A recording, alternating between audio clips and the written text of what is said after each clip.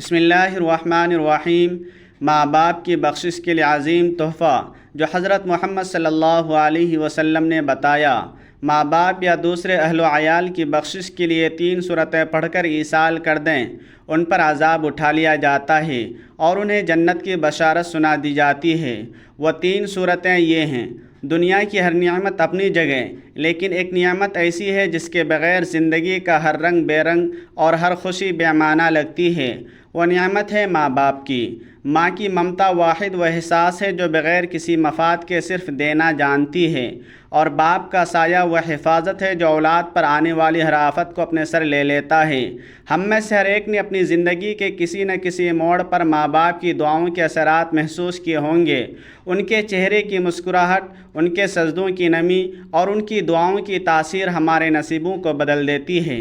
لیکن وقت کی تیز رفتار، دنیاوی مشکلیں اور غفلت کا پردہ ہمیں کبھی کبھار یہ بھلا دیتا ہے کہ وہ ہستیاں جنہوں نے ہمارے لیے اپنا سکون، اپنی نیند، اپنا آرام اور اپنی جوانی قربان کی، آج وہ ہم سے صرف ایک دعا کی امید رکھتی ہیں، اور اگر وہ اس دنیا سے جا چکے ہیں تو صرف ایک ایصال ثواب کی۔ اسلام ایک مکمل ضابطۂ حیات ہے جو صرف زندوں کے لیے ہی نہیں بلکہ مرنے والوں کے حقوق اور ان سے جڑے اعمال کی بھی تعلیم دیتا ہے۔ نبی کریم صلی اللہ علیہ وسلم نے ہمیں سکھایا کہ مرنے والوں کے لیے کیا کرنا چاہیے، خاص طور پر اپنے ماں باپ کے لیے جو دنیا سے چلے گئے ہوں لیکن اپنے اولاد کی طرف سے امید بھری نگاہوں سے دیکھتے ہیں۔ ان کے لیے ایصال ثواب کرنا، ان کے درجات بلند کرنا، ان کے لیے بخشش کی دعا کرنا، یہ سب وہ نیک اعمال ہیں جن کی اسلام میں بے پناہ فضیلت ہے۔ اللہ کے پیارے نبی صلی اللہ علیہ وسلم نے ہمیں ایسی 3 سورتوں کی تعلیم دی جن کو اگر کوئی شخص پڑھ کر اپنے ماں باپ یا اہل خانہ کے مرحومین کے لیے ایصال کرے تو ان پر سے عذاب اٹھا لیا جاتا ہے اور انہیں جنت کی خوشخبری سنا دی جاتی ہے۔ غور کیجیے، جنت وہ مقام ہے جس کے لیے انبیاء کرام نے دعائیں مانگی، صحابہ نے قربانیاں دی اور اولیاء نے ریاضتیں کی۔ اگر ہم اپنے چند لمحے اپنے ماں باپ کے لیے وقف کریں تو یہ کتنا عظیم تحفہ ہوگا۔ اکثر لوگ اس غلط فہمی میں مبتلا ہوتے ہیں کہ مرنے والوں کو کچھ نہیں پہنچتا، حالانکہ قرآن و سنت کی روشنی میں واضح ہے کہ صدقہ جاریہ، نیک اولاد کی دعا اور ایصال ثواب کا عمل مرنے والوں کے لیے راحت کا سبب بنتا ہے، اور اگر یہ عمل حضور صلی اللہ علیہ وسلم کی بتائی ہوئی مخصوص صورتوں کے ذریعے کیا جائے تو اس کی تاثیر کئی گنا بڑھ جاتی ہے۔ ماں باپ جو اپنی زندگی میں ہماری تکلیف کو اپنے دل پر سہتے رہے، کیا ان کے مرنے کے بعد ہماری یہ معمولی سی کوشش ان کی راحت کا ذریعہ نہیں بن سکتی؟ ہم دنیا کے معاملات میں اپنے ماں باپ کی خوشنودی کے لیے کئی طرح کی مشقتیں اٹھاتے ہیں، لیکن کیا ان کی موت کے بعد ہم ان کے لیے کچھ لمحے نکال کر یہ 3 سورتیں نہیں پڑھ سکتے؟ یاد رکھیے، یہ نہ صرف ان کے لیے راحت کا سامان ہے بلکہ خود ہماری زندگیوں کے لیے بھی برکت، سکون، رزق میں اضافہ اور مشکلات سے نجات کا ذریعہ بنتی ہے۔ جو شخص دنیا میں اپنے والدین کا حق پہچانتا ہے، اللہ تعالیٰ اس کے لیے دنیا اور آخرت کے دروازے کھول دیتا ہے۔ نبی کریم صلی اللہ علیہ وسلم کا فرمان ہے کہ جب انسان مر جاتا ہے تو اس کے اعمال منقطع ہو جاتے ہیں سوائے 3 چیزوں کے: صدقہ جاریہ، علم نافع یا نیک اولاد جو اس کے لیے دعا کرے۔ کیا ہم وہ نیک اولاد نہیں بننا چاہتے جو مرنے کے بعد بھی اپنے ماں باپ کے لیے صدقہ جاریہ بنے، جن کی زبان سے نکلنے والی دعائیں قبر کی تنگی کو کشادگی میں بدل دیں، جن کا ایصال ثواب ماں باپ کے چہروں پر نور اور دلوں میں سکون اتار دے؟ یہ 3 سورتیں صرف الفاظ نہیں، یہ نور ہیں، روشنی ہیں، مغفرت کی کنجیاں ہیں۔ اگر ہم ان سورتوں کی تلاوت کو اپنا معمول بنا لیں اور ان کا ثواب اپنے والدین یا اہل خانہ کی مرحوم کی افراد کو ہدیہ کریں تو یقین جانیے نہ صرف ان کے لیے جنت کی راہیں ہموار ہوں گی بلکہ خود ہماری زندگی میں بھی سکون اور راحت کا آغاز ہوگا۔ حضرت محمد صلی اللہ علیہ وسلم نے اپنی امت کو ایسی 3 سورتوں کی تعلیم دی جن کے ذریعے نہ صرف زندہ افراد کی بخشش ہوتی ہے بلکہ مرحومین کے لیے بھی مغفرت کا ذریعہ بنتی ہے۔ یہ سورتیں ہیں سورہ یاسین، سورۃ الملک اور سورہ اخلاص۔ حضور صلی اللہ علیہ وسلم نے فرمایا جو شخص ان صورتوں کو پڑھ کر اپنے مرحوم والدین یا اہل و عیال کے لیے ایصال ثواب کرتا ہے، ان پر سے عذاب اٹھا لیا جاتا ہے، ان کی بخشش ہوتی ہے اور انہیں جنت کی بشارت سنا دی جاتی ہے۔ جب آپ اپنے مرحومین والدین یا عزیز رشتہ داروں کے لیے ایصال ثواب کرنا چاہتے ہیں تو سب سے پہلے حضور صلی اللہ علیہ وسلم کی ذات اقدس پر درود پاک کا نذرانہ پیش کریں۔ درود پاک آپ حسب سہولت پڑھ لیں، لیکن ایک بار میری معیت میں بھی درود پاک پڑھ لیں۔ اللہم صلی علی محمد وعلی آل محمد کما صلیت علی ابراہیم وعلی آل ابراہیم انک حمید مجید۔ اللہم بارک علی محمد وعلی آل محمد کما بارکت علی ابراہیم وعلی آل ابراہیم انک حمید مجید۔ درود پاک پڑھنے کے بعد سب سے پہلے سورہ یاسین کی تلاوت کریں، اس کے بعد سورۃ الملک تبارک الذی بیدہ الملک پڑھیں، پھر آخر میں سورۃ الاخلاص قل هو اللہ احد 12 مرتبہ پڑھیں، اس کے بعد دوبارہ درود پاک پڑھیں۔ درود پاک پڑھ کر آپ نے اپنے تمام مرحومین کو اس کا ایصال ثواب کرنا ہے۔ آخر میں ایک تسبیح استغفر اللہ استغفر اللہ استغفر اللہ بھی پڑھنی ہے۔ انشاءاللہ اس عمل کی برکت سے تمام مرحومین کو ایصال ثواب ہوگا، ان کی قبروں پر سے عذاب ہٹا لیا جائے گا، ان کے درجات بلند ہوں گے، ان کی بخشش ہوگی اور اللہ تعالیٰ انہیں جنت میں اعلیٰ مقام عطا فرمائے گا۔ حضرت عائشہ صدیقہ رضی اللہ تعالیٰ عنہا بیان فرماتی ہیں کہ میں نے حضور نبی کریم صلی اللہ علیہ وسلم کو نصف شعبان کی شب سجدے کی حالت میں دعا مانگتے دیکھا۔ جبریل علیہ السلام نازل ہوئے اور عرض کیا کہ اللہ تعالیٰ نے آپ کی شفاعت پر آپ کی ایک تہائی امت کی مغفرت فرما دی ہے۔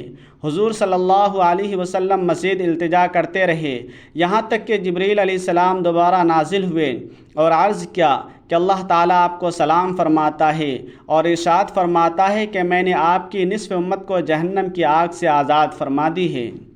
حضور نبی کریم صلی اللہ علیہ وسلم نے مزید التجا کی، یہاں تک کہ جبریل علیہ السلام پھر نازل ہوئے اور عرض کیا کہ بے شک اللہ تعالیٰ نے آپ کی شفاعت پر آپ کی تمام امت کو جہنم کی آگ سے آزاد فرما دیا ہے، سوائے اس شخص کے جس کا کسی کے ساتھ ناجائز جھگڑا ہو، یہاں تک کہ وہ اسے راضی کر لے۔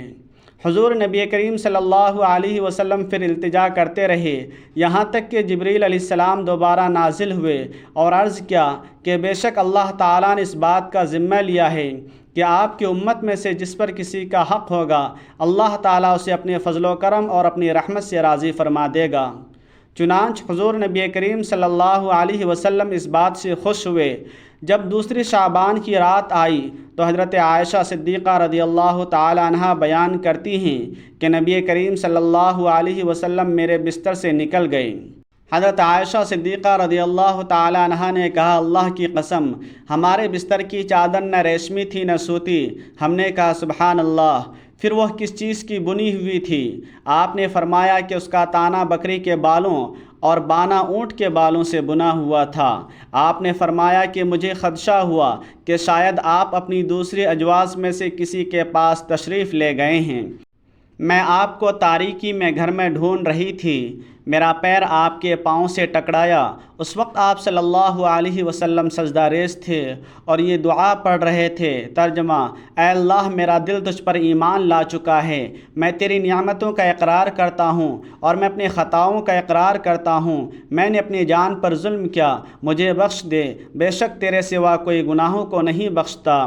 تیری سزا سے تیری معافی کی طرف آتا ہوں، تیرے غضب سے تیری رحمت کی طرف آتا ہوں اور تیری ناراضگی سے تیری رضا کی طرف آتا ہوں۔ میں تیری ایسی حمد و ثنا نہیں کر سکا جیسے تو خود اپنی حمد و ثنا کر سکتا ہے۔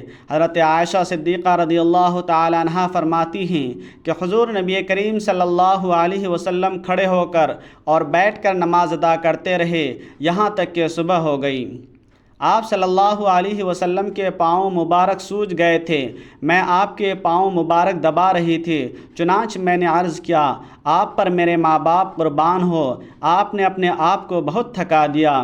کیا یہ بات نہیں کہ اللہ سبحانہ و تعالیٰ نے آپ کے طفیل آپ کے اگلوں اور پچھلوں کے گناہ معاف فرما دیے ہیں؟ آپ نے فرمایا کیوں نہیں اے عائشہ، تو کیا میں اللہ تعالیٰ کا شکر گزار بندہ نہ بنوں؟ کیا تم جانتی ہو کہ اس رات میں کیا ہوتا ہے؟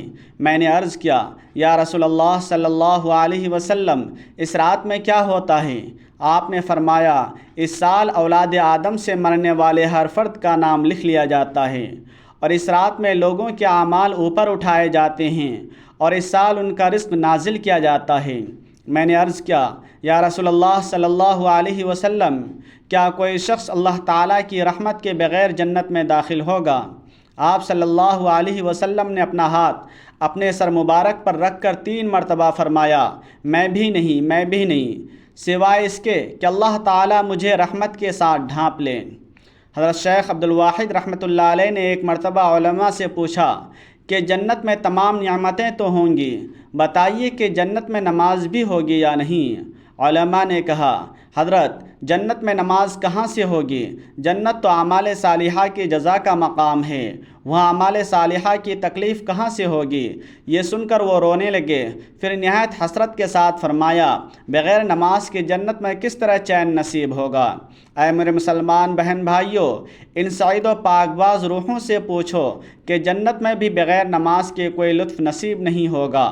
امیر المؤمنین حضرت عثمان غنی رضی اللہ تعالیٰ عنہ کا ارشاد ہے کہ نماز پنجگانہ کی پابندی کرنے والے کو 9 چیزیں انعام میں ملیں گی۔ اللہ تعالیٰ اسے اپنا محبوب بنا لے گا، اسے تندرستی عطا فرمائے گا، فرشتے اس کی حفاظت فرمائیں گے، اس کے گھر میں برکت ہوگی، اس کے چہرے پر صالحین کا نور ہوگا، اس کا دل نرم ہو جائے گا، وہ پل صراط سے بجلی کی طرح گزر جائے گا، جہنم سے نجات پائے گا۔ جنت میں اسے ایسے لوگوں کا پڑوس نصیب ہوگا جس کی شان میں نیک لوگوں کی بشارت آئی ہو، یعنی قیامت میں انہیں نہ کوئی خوف ہوگا، نہ وہ غمگین ہوں گے۔ یقیناً زندوں کے ساتھ اس دنیا فانی سے کوچ کرنے والے ہمارے بھائی بھی ہمارے احسان و کرم اور امداد و نصرت کے مستحق ہیں، لہٰذا مبارک راتوں اور مقدس ایام میں ضرور انہیں بھی یاد کرنا چاہیے۔ حدیث پاک میں آیا ہے، اگر تم میں سے کوئی اپنے بھائی کو نفع پہنچا سکتا ہے تو پہنچائے، مسلم شریف۔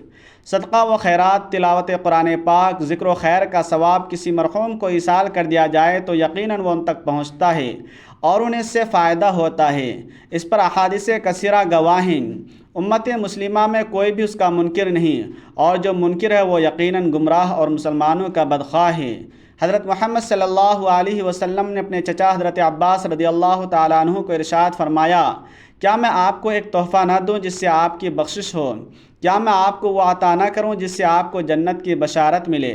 آپ صلی اللہ علیہ وسلم نے فرمایا کہ جو شخص اپنے مرحوم والدین یا اپنے عزیز و اقارب کے لیے یہ 3 سورتیں پڑھ کر ان کو ایصال ثواب کرتا ہے تو ان کی بخشش کر دی جاتی ہے، عذاب قبر ان پر سے ہٹا لیا جاتا ہے اور انہیں جنت کی بشارت دی جاتی ہے۔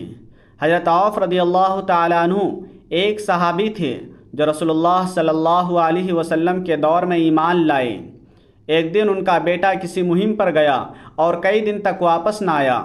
حضرت عوف رضی اللہ تعالیٰ عنہ پریشان ہوئے اور نبی کریم صلی اللہ علیہ وسلم کی خدمت میں حاضر ہو کر اپنے بیٹے کی گمشدگی کا ذکر کیا۔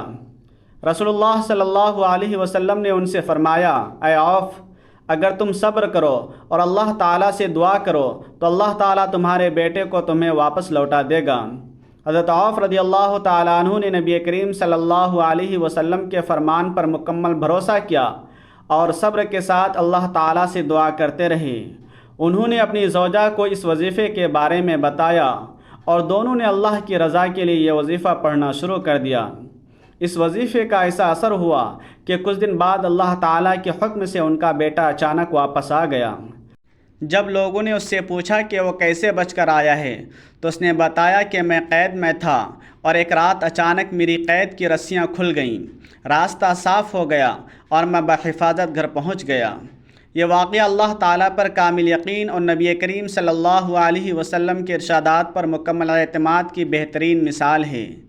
رسول اللہ صلی اللہ علیہ وسلم نے فرمایا، ہر بنی آدم گنہگار ہے اور بہترین گنہگار وہ ہیں جو توبہ کرنے والے ہیں۔ گناہ دل کو سیاہ کر دیتا ہے۔ نبی کریم صلی اللہ علیہ وسلم نے فرمایا، جب بندہ گناہ کرتا ہے تو اس کے دل پر ایک سیاہ نقطہ لگ جاتا ہے، پھر اگر وہ توبہ کر لیتا ہے اور استغفار کرتا ہے تو وہ صاف کر دیا جاتا ہے، اور اگر وہ دوبارہ گناہ کرتا ہے تو وہ سیاہی بڑھتی رہتی ہے یہاں تک کہ اس کا پورا دل کالا ہو جاتا ہے۔ رسول اللہ صلی اللہ علیہ وسلم نے فرمایا، آدمی گناہ کی وجہ سے اس رزق سے محروم کر دیا جاتا ہے جو اس کے لیے لکھ دیا گیا تھا۔ چھوٹے گناہوں کو معمولی نہ سمجھو۔ نبی کریم صلی اللہ علیہ وسلم نے فرمایا چھوٹے گناہوں کو معمولی نہ سمجھو کیونکہ یہ مل کر انسان کو ہلاک کر سکتے ہیں، جیسے لکڑیاں اکٹھی کر کے بڑی آگ جلائی جاتی ہے۔ مسند احمد۔ رسول اللہ صلی اللہ علیہ وسلم سے پوچھا گیا کون سا عمل سب سے بہتر ہے؟ آپ صلی اللہ علیہ وسلم نے فرمایا یہ کہ تمہاری زبان ہمیشہ اللہ کے ذکر میں تر رہے۔ ذکر کرنے والوں کو اللہ یاد رکھتا ہے۔ اللہ تعالیٰ فرماتا ہے تم میرا ذکر کرو میں تمہیں یاد رکھوں گا۔ ذکر الہی سب سے افضل عمل ہے۔ ذکر الہی دل کو سکون دیتا ہے۔ اللہ تعالیٰ نے قرآن مجید میں ارشاد فرمایا جان لو اللہ کے ذکر سے دلوں کو سکون ملتا ہے۔ رسول اللہ صلی اللہ علیہ وسلم نے فرمایا جو شخص سبحان اللہ و بحمدہ 100 مرتبہ پڑھے اس کے سارے چھوٹے گناہ معاف کر دیے جاتے ہیں، خواہ وہ سمندر کی جھاگ کے برابر ہی کیوں نہ ہو۔ بڑے گناہوں کے لیے توبہ و استغفار کرنا لازم ہے۔ اللہ تعالیٰ بڑا مہربان ہے، رحمان و رحیم اور بخشنے والا ہے۔ اللہ تعالیٰ سے دعا ہے کہ اللہ تعالیٰ میرا سنانا اور آپ کا سننا اپنی پاک بارگاہ الہی میں قبول و منظور فرمائے۔ جو مانگا مقدر فرمائے، جو نہیں مانگ سکے بن مانگے عطا فرمائے۔ اللہ تعالیٰ نیکی کی بات کو سننے سمجھنے اور اس پر عمل کرنے کی طاقت اور توفیق عطا فرمائے۔ ناظرین، اگر آپ کو آج کی ویڈیو اچھی لگی ہو تو ویڈیو کو لائک، شیئر اور کمنٹ سیکشن میں اپنی رائے کا اظہار ضرور کریں، اور آپ سے گزارش ہے کہ اللہ تعالیٰ کی 99 ناموں میں سے کوئی ایک نام کمنٹ سیکشن میں ضرور شیئر کریں۔ اللہ تعالیٰ ہم سب کا حامی و ناصر ہو۔ مجھے بھی اپنی دعاؤں میں یاد رکھیں۔ جزاک اللہ خیرا۔